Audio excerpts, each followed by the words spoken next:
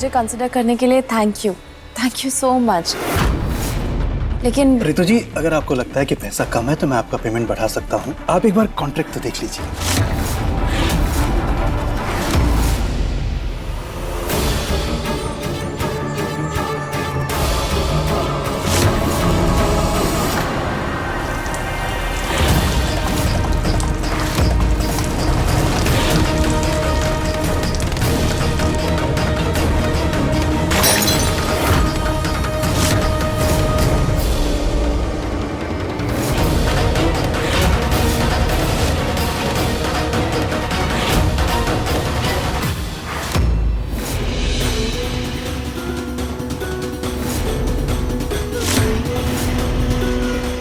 ये रहे फोटोज। याद रहे, तुम्हें वही करना है जो मैंने कहा है।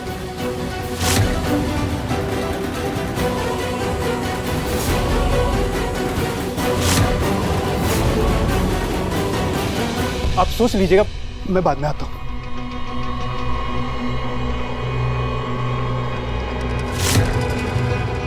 प्रतीक जी, क्या है ये? तुम बताओ ना, ये सब क्या है? मतलब रुचिता के भड़काने पे इतना भड़क गई कि सब कुछ भूल गई। प्रतीक जी, ना रुचिता ने मुझे भड़काया है और ना मैं कुछ भूली हूँ। मुझे तो ये समझ नहीं आ रहा आप इस तरीके से रिएक्ट क्यों कर रहे हैं? तुम्हारी हरकतों पे रिएक्ट करूंगा ना, तालियां तो नहीं बजाऊंगा तुम्हारे लिए। हाँ, तो रिएक्ट करने की बिना एक हद होती है। उसने पूरी फैमिली के सामने इंसल्ट कर दी, आज अनजान के सामने। तुम्हारी इंसल्ट करने का इरादा नहीं था मेरा, लेकिन बात जब फैमिली की इज्जत पर आएगी तो चुप भी नहीं बैठूंगा मैं।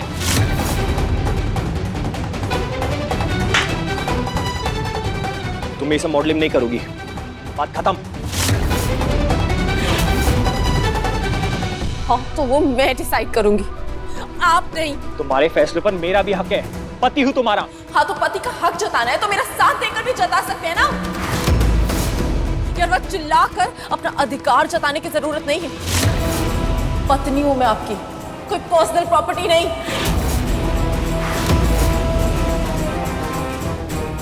And you know what,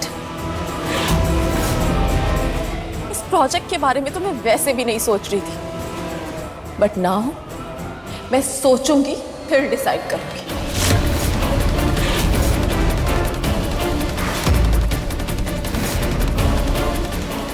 Ritu, Ritu,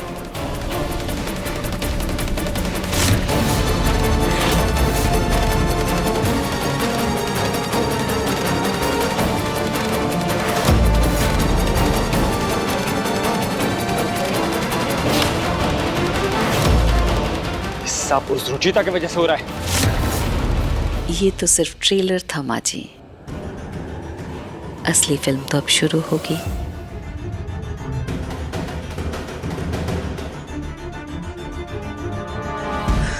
प्रतीक भैया, अच्छा हुआ आप यहीं मिल गए।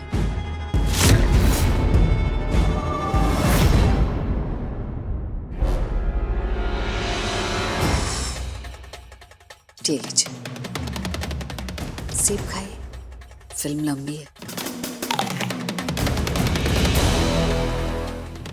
मैं आपके लिए एक गिफ्ट लेके आई थी। आई एम सॉरी भैया, प्लीज़ मुझे माफ़ कर दीजिए। मैं प्रॉमिस करती हूँ आगे से ये गलती कभी नहीं होगी। मैं सोच समझ कर ही आइडियाज़ दूंगी भैया, और घर की मर्यादा का भी मान रखूंगी।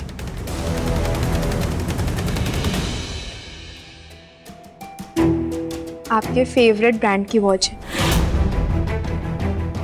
निहार जी ने खुद पसंद किया। आई होप ये घड़ी आपके लाइफ में सिर्फ अच्छा वक्त लेकर आए।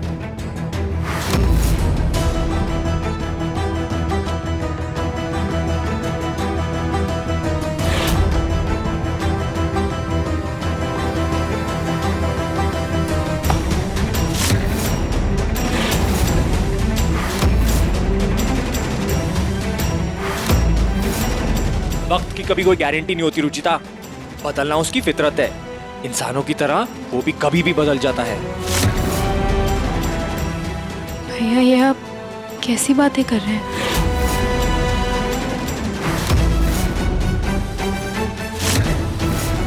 भैया कुछ हुआ है क्या? सब कुछ करने के बाद मुझसे पूछ रहे हो क्या हुआ है? भैया क्या बात है, साफ साफ बताइए ना। साफ साफ बात यह है निहार कि जब तुम्हारी पत्नी को बताया गया है कि ऋतु मॉडलिंग नहीं करेगी, उसके मन में ये बात क्यों डाली उसने? क्यों भड़काया उसे? नहीं भैया, मैंने ऐसा कुछ नहीं किया है। मैंने तो सिर्फ भाभी को सॉरी बोला था।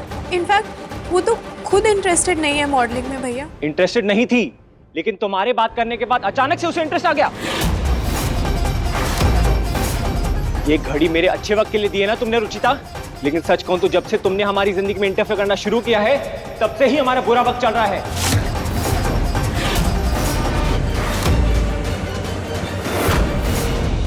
और न जाने कब तक चलेगा।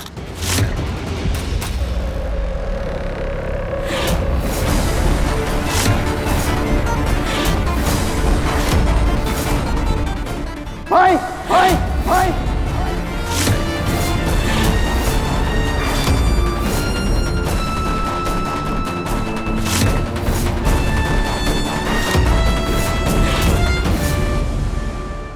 भाई सॉरी, लेकिन ये आपके लिए इतने प्यार से गिफ्ट लेकर आई थी, आपको सॉरी बोलना चाहती थी, और आप इसे उस चीज के लिए गुस्सा हो रहे हो जो चीज इसने की भी नहीं। ये क्या? ये तो रुचिता के लिए अपने भाई से लड़ रहा है। अपनी बीवी की कोई गलती नजर नहीं आती ना तुम्हें यार? जब देखो उसकी वकालत करते रहते हो। वकालत नहीं कर रहा हूँ, जो सच है वही बोल रहा हूँ। तुम्हें कैसे पता सच क्या है? क्योंकि मैं इसे जानता हूँ। ये कभी कोई ऐसा काम नहीं करेगी जिससे घर में लड़ाइयाँ हो।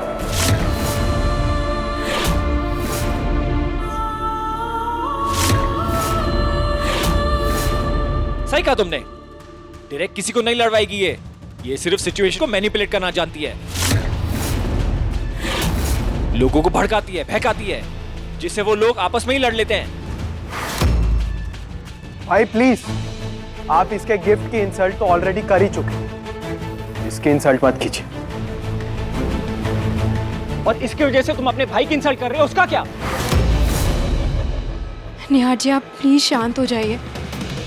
भैया लेकिन हुआ क्या है, आप मुझे तो बताइए, मैंने क्या किया है? अब बताने के लिए कुछ नहीं बचा है रुचिता, तुम सिर्फ एक बात समझ लो, हमारी लाइफ में दखल देने की कोशिश भी मत करना।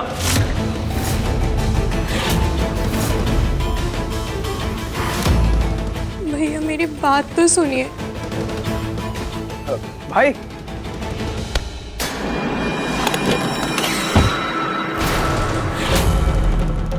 प्रतीक जी,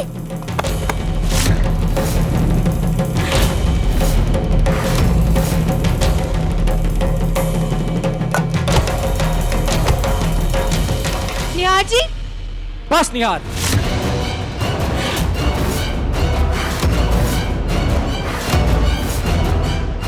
आज तुमने हद पार कर दी। मैंने सपने में भी नहीं सोचा था तुम अपनी पत्नी के लिए मुझ पर हाथ उठाओगे।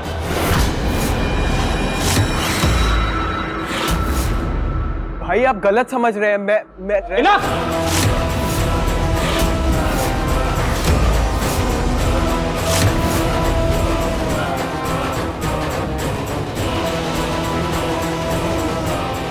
खाटू श्याम जी, ये सब क्या हो रहा है? किसकी नजर लग गई है मेरे परिवार को? क्या तमाशा हो रहा है इस घर में?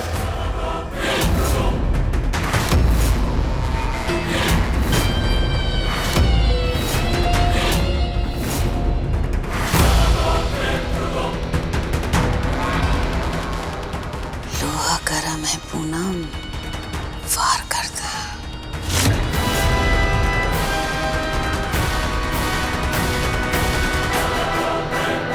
अच्छा हुआ जी आप आ गए। आपकी बहू रुचिता की नजर लग गई है मेरे परिवार को।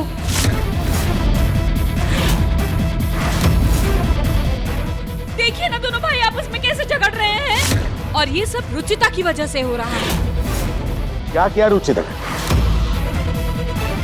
क्या किया है इसने? माँ, क्या किया है इसने, ये तो आपकी लाडली बहू ही बताएगी आपको। कलेश मचा कर रख दिया इस लड़की ने। राम लक्ष्मण जैसे भाइयों को दुश्मन बना दिया एक दूसरे का।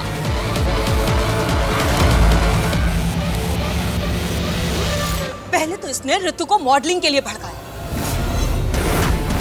और जब प्रतीक ने इससे सवाल किया तो अपनी पैरवी करने के लिए निहार को आगे कर दिया। दोनों भाइयों को एक दूसरे के खिलाफ कर दिया इसने। अरे इस घर की शांति भंग कर दी। हमारे घर के हर झगड़े की जड़ है ये रुचिता।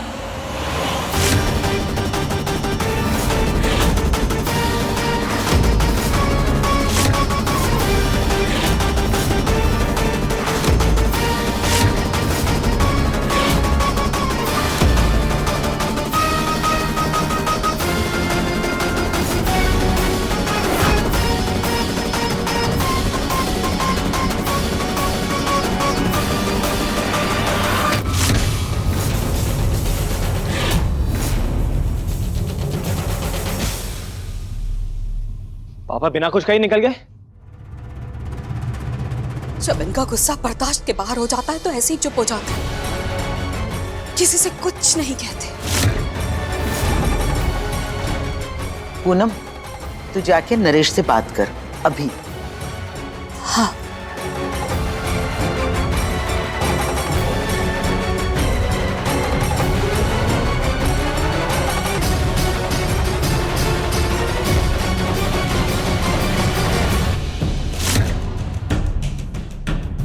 आप ऐसे ही बिना कुछ कहे अंदर आ गए। बाहर इतना तमाशा हो रहा था और आपने रुचिता से एक शब्द भी नहीं कहा।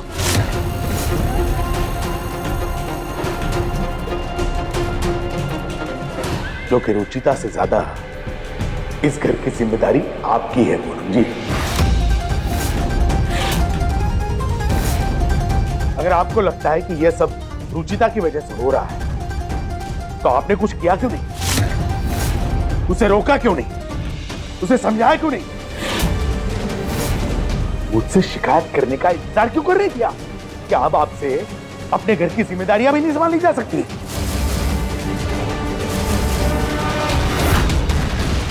2 साल के बच्चे नहीं है वो जिन्हें थप्पड़ मार के सुधारा जाए। आपकी जिम्मेदारियां बढ़ गई हैं। अब आप सिर्फ मां नहीं, सास है।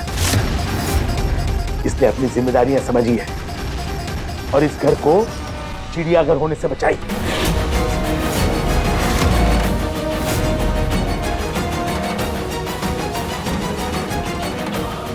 रुचिता से ज्यादा मुझे आप पर गुस्सा आ रहा था, इसलिए बाहर मैंने कुछ बोला नहीं।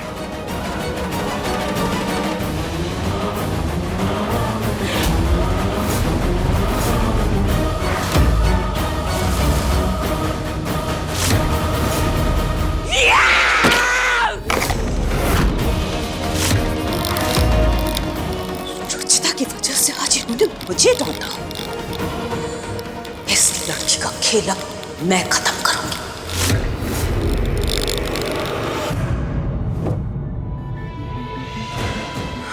यहाँ जी आपकी कॉफी। वो तब ये तो ठंडी है। कोई बात नहीं, आप थोड़ी देर अपने हाथ में रखिए, अपने आप गर्म हो जाएगी। क्या?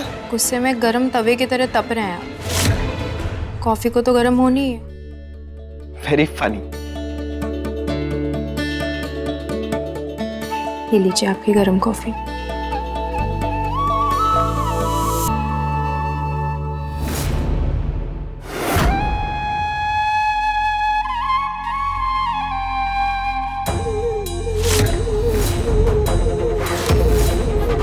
भैया ने आपके बर्थडे पर आपको गिफ्ट किया था।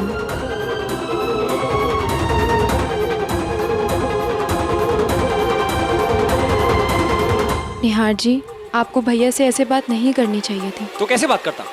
धक्का दिया उसने मुझे रितु। प्रतीक जी, वो सब एक एक्सीडेंट भी तो हो सकता है ना। यार राइट, तुम तो उनका सपोर्ट करोगी। तुम्हारे मॉडलिंग के करियर को बढ़ावा जो दे रहे वो। आपको ना घूम फिर कर सारी बात मेरे ऊपर ही लानी होती है। आपसे लिटरली कोई बात करना ही बेकार है।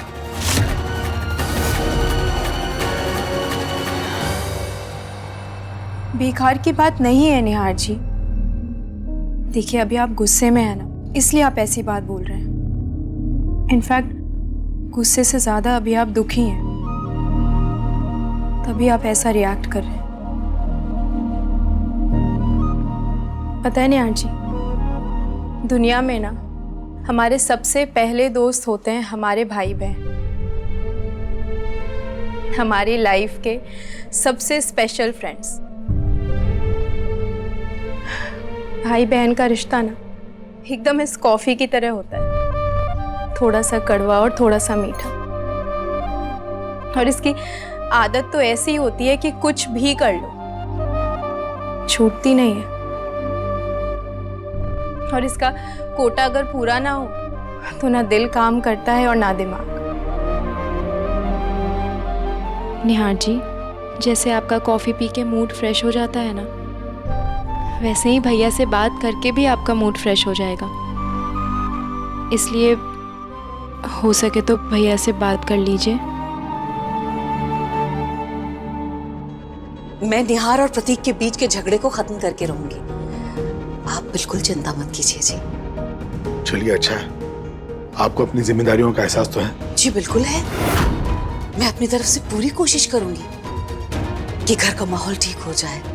मैं अपने दोनों बच्चों के लिए उनकी फेवरेट मिठाई बनाऊंगी ताकि उनके बीच की कड़वाहट निकल जाए।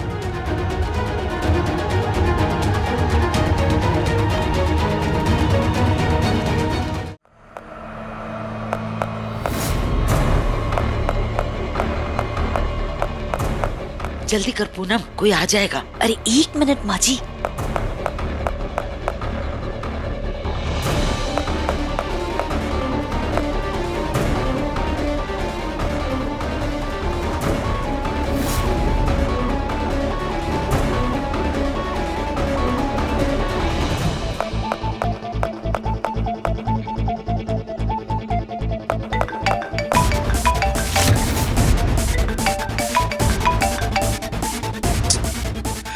ये मार्केटिंग वाले भी ना दिन में 10 बार फोन काट चुके, फिर भी ये बंद ही नहीं होता। अब देखिएगा माँ जी, मेरे हाथ की रबड़ी खाकर ना निहार और प्रतीक दोनों अपना झगड़ा भूल जाएंगे। सच, अपने बेटे को मनाना एक माँ से बेहतर और कौन जान सकता है। माँ जी, रबड़ी तो देखिए बनके तैयार हो गई है। अब मैं गैस बंद कर देती हूँ और इसे ठंडा होने के लिए रख देती हूँ। जब ये ठंडी हो जाएगी तब मैं इसमें मेवे डाल दूंगी। वो तो ठीक है, पर याद रखना ये प्रतीक और निहार के लिए एक सरप्राइज है, तो ममता में बह के ना उन्हें पता मत देना। हाँ हाँ बिल्कुल माँ जी। चलिए।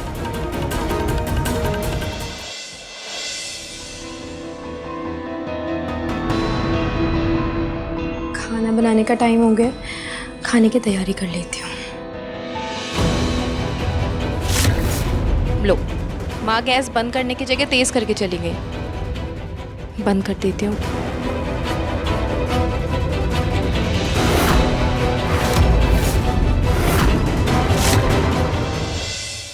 उम्र का तकाजा चढ़ गया दादी को। कहीं पे भी दवाई रखी भूल जाती हैं। विटामिन की गोली किचन में कौन रखता है?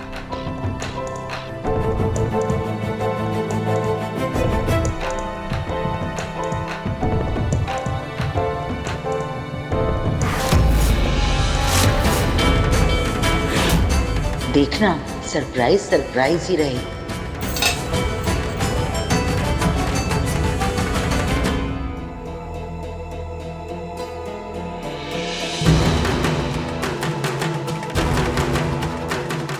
अच्छा हुआ भैया ने रबड़ी नहीं देखी, वरना माँ का सरप्राइज खराब हो जाता।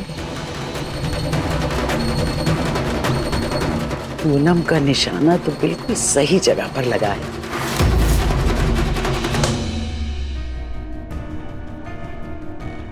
निशाना तो सही लगना ही था माँ जी, इतना तो मैं भी जानती हूँ रुचिता को। खाने का टाइम हो रहा था, उसे खाना बनाने के लिए किचन में आना ही था।